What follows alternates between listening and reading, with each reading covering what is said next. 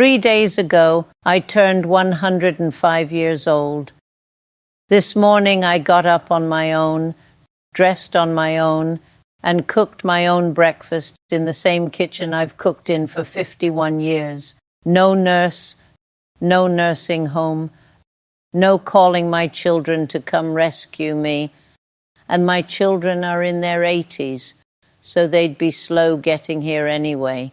25 years ago, not one person in my family believed this morning would ever happen, because back then my blood sugar was trying to take all of it away.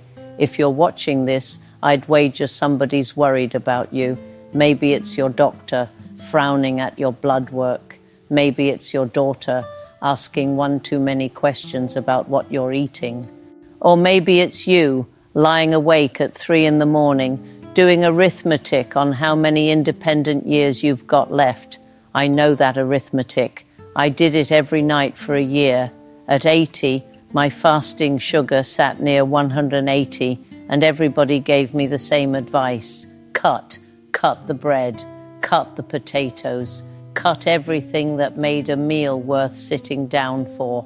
What actually turned my numbers around was the opposite. Adding 10 cheap foods from an ordinary grocery store. I'll give you everyone, what it does, how I take it, in plain words. And the stranger part, the food was maybe 30% of why I'm still in my own house. The other 70%, almost nobody puts on a list. I'm saving it for the end because it's the part I wish someone had told my sister. It was never really about a number on a meter. It was about Ruth, my big sister. Sugar trouble ran her down slowly, the way it does. First it took her feet, the feeling in them, then the steadiness. Then it went after her eyes, and then it took her address. Ruth spent her last 6 years in a facility hallway that smelled like disinfectant. Ruth raised 4 children and canned 100 quarts of tomatoes every August. At the end, she rang a little bell for someone to bring her tea. I sat with her every Sunday, and driving home, I made myself the same promise. Not me, not that hallway. So when my doctor sat me down at 80 and said we weren't talking about a warning anymore, this was type 2 diabetes and time to talk about a second medication, I heard Ruth's bell. This man didn't just reach for the prescription pad. He said, "Barbara, give me 90 days and give me your kitchen." Then the line I've repeated for 25 years, "We're not going to starve the sugar out of you. We're going to feed your body until it remembers what to do with sugar." Before the list, you need one picture because once you have it, every food will make sense. My doctor drew it on the back of my lab report. Think of the sugar in your blood as folks standing in the aisle at church and insulin as the usher. His job is walking each person out of the aisle and into a seat. The aisle is your bloodstream. The seats are your cells where sugar gets used. But after years of big crowds, big meals, big spikes, the folks in the pews stop sliding over. The usher works harder and the aisle stays jammed. Doctors call that insulin resistance. Your pancreas, the little organ that makes insulin, sends out more and more ushers, and the crowd backs up anyway. That jammed aisle is the number on your meter. Every food on my list does one of 3 jobs. It lets folks in slower, so the aisle never floods. It calms the room. There's a quiet irritation in the body called inflammation that makes the pews stubborn, or it teaches the seats to open again. Start where I started. Breakfast, the fastest single change I made. For 50 years I ate what my generation was told was virtuous. Toast, cornflakes, orange juice, because juice was healthy. I might as well have been eating dessert at 7 in the morning. That breakfast marched a crowd straight into my aisle before the dishes were washed, and by 10 o'clock I was shaky, cranky, and hunting the cookie tin. Most people ride that roller coaster so long they think it's just old age. It isn't, and you can step off it tomorrow morning. Here's what I've eaten instead for 25 years. 2 whole eggs, yolk and all, and half an avocado. An egg is nearly all protein and good fat, hardly any carbohydrate, so it sends almost nobody into the aisle. And the avocado, my generation was taught to fear it, and that fear cost us.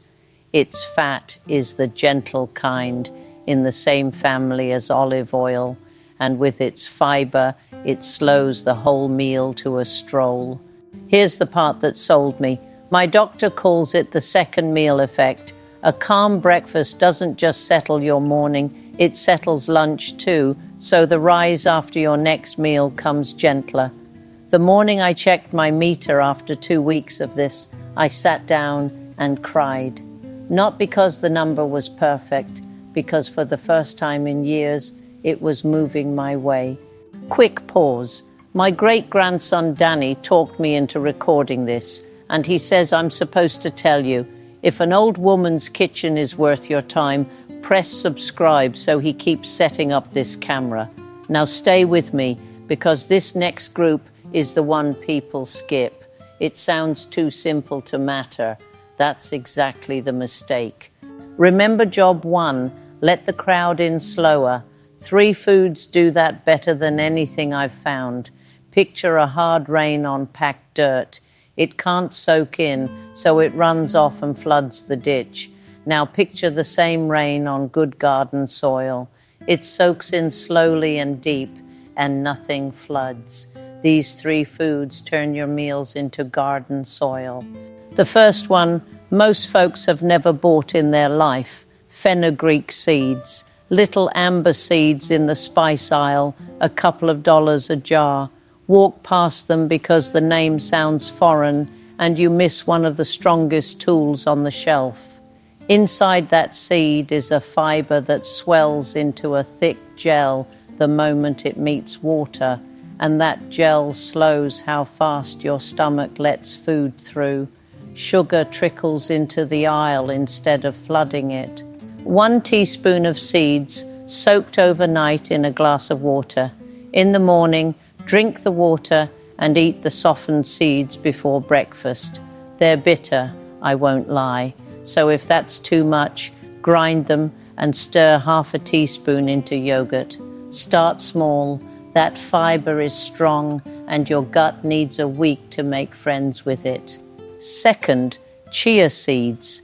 Tiny grey specks that turn a glass of water into pudding, and that's exactly what they do inside you. Same gel, wrapping around your meal, slowing it down. Chia also carries a plant fat from the omega-3 family that helps calm that quiet irritation.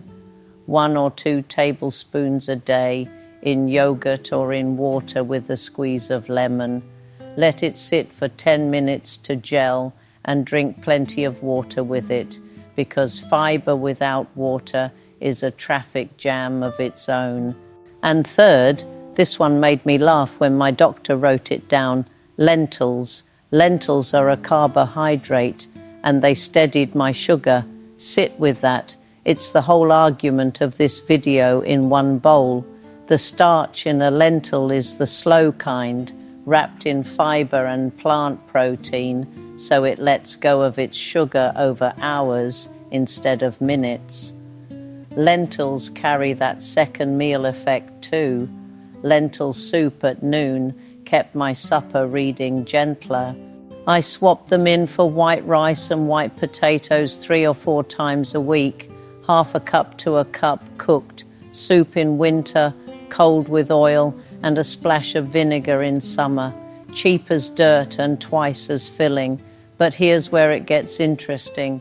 Slowing the crowd was only job 1. My numbers came down, and then they stalled.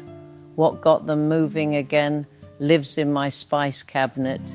Before I tell you, if somebody you love is fighting their numbers, send them this video. Nobody sat our generation down and taught us this. 2 tools, both cheaper than a Sunday paper. First, cinnamon, but hold on, because the kind matters, and most folks grab the wrong jar.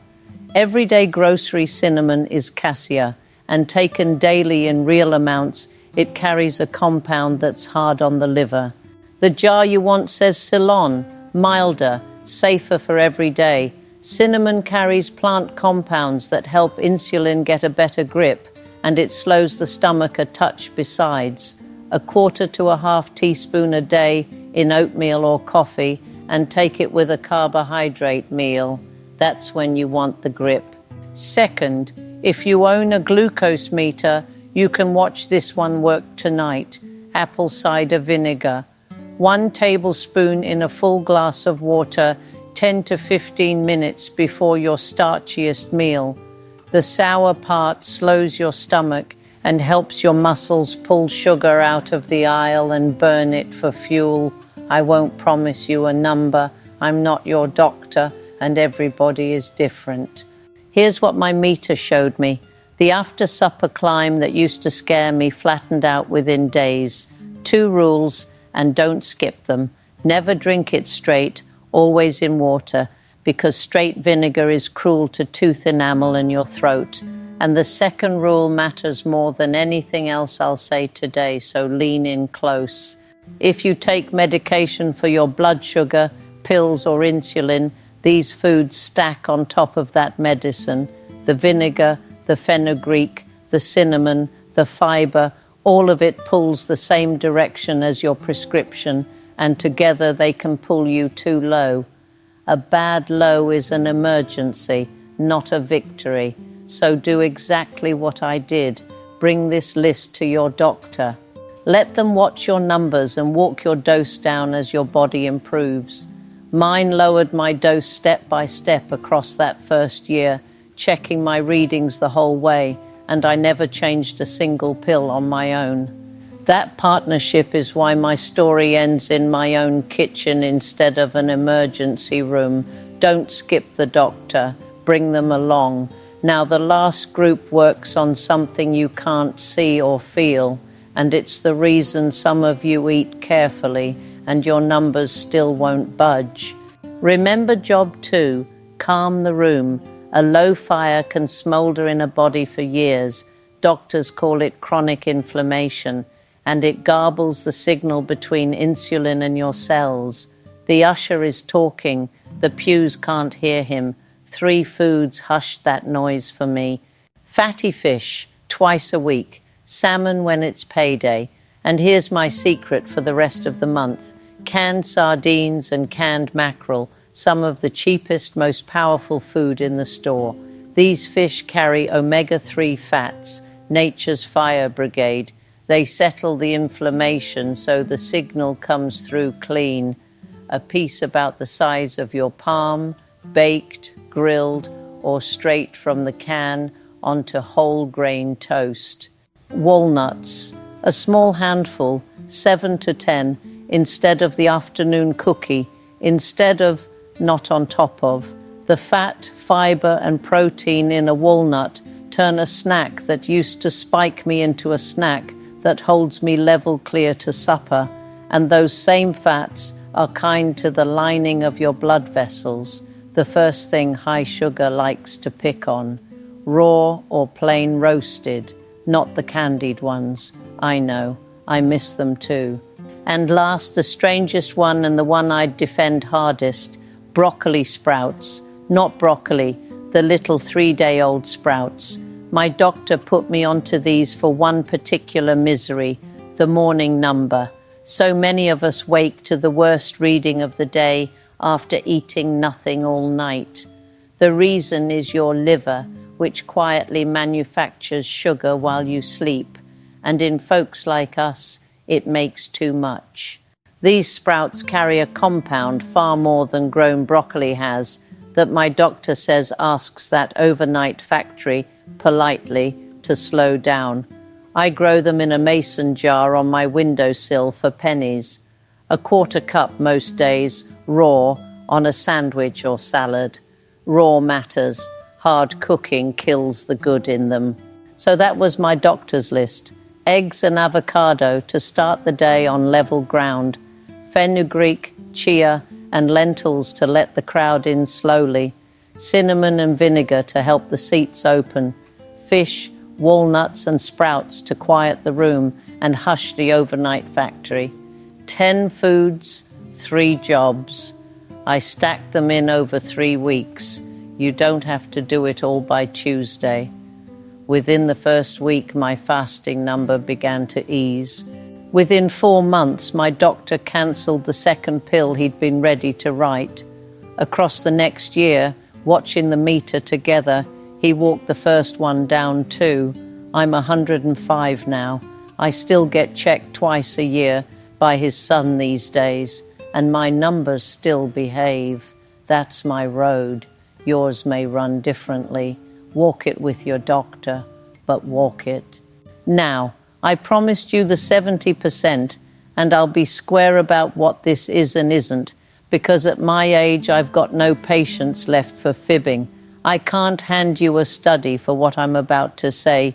It isn't a prescription. It's what 105 years taught one woman.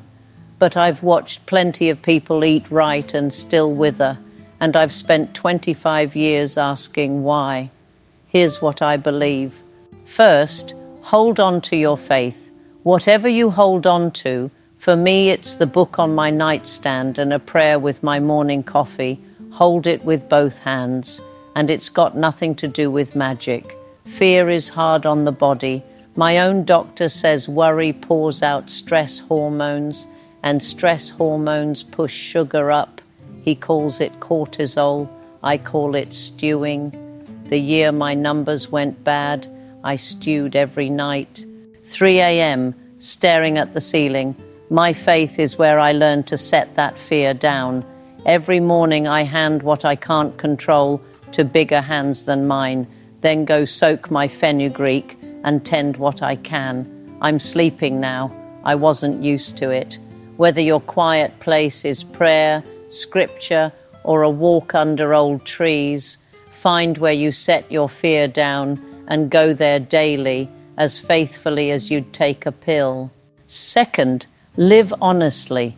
What's honesty got to do with blood sugar? I'll tell you what I've seen. A lie is heavy. A grudge is heavier.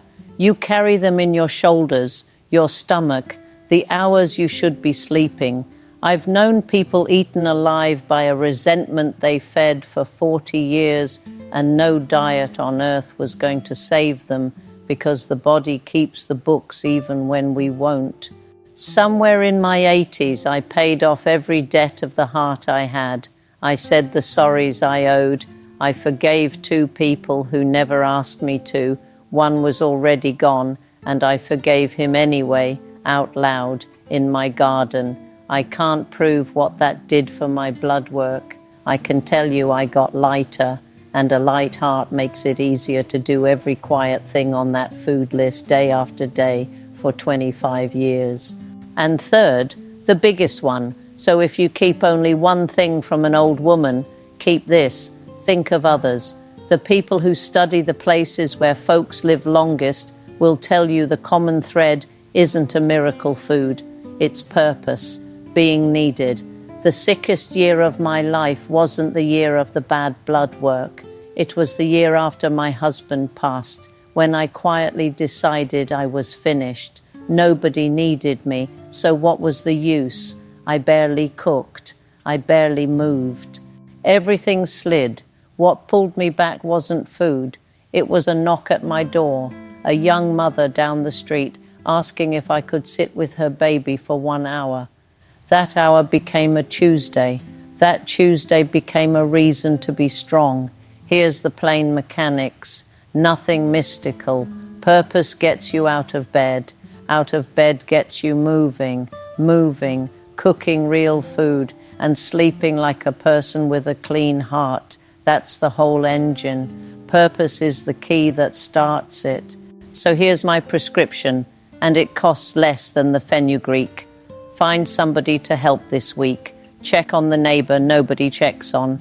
Call the person from church who dropped off everybody's list.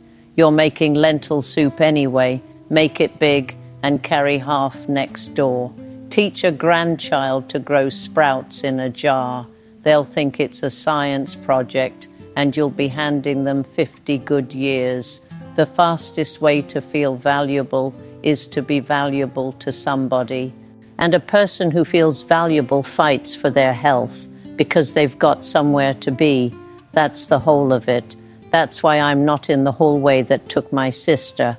Not because my body skipped old age, it didn't, but because every morning there's food that works with me instead of against me, a fear I know where to set down, a clean ledger, and people who'd notice by noon if my kitchen light didn't come on.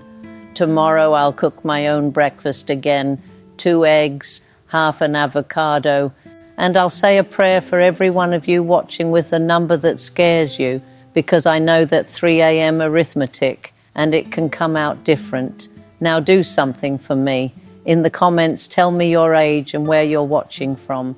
If you try the vinegar tonight, come back and tell me what your meter said. Danny reads every comment to me on Sundays, and what you tell us decides what we film next. 105 years, and I'm still collecting reasons to be here. You just gave me one more.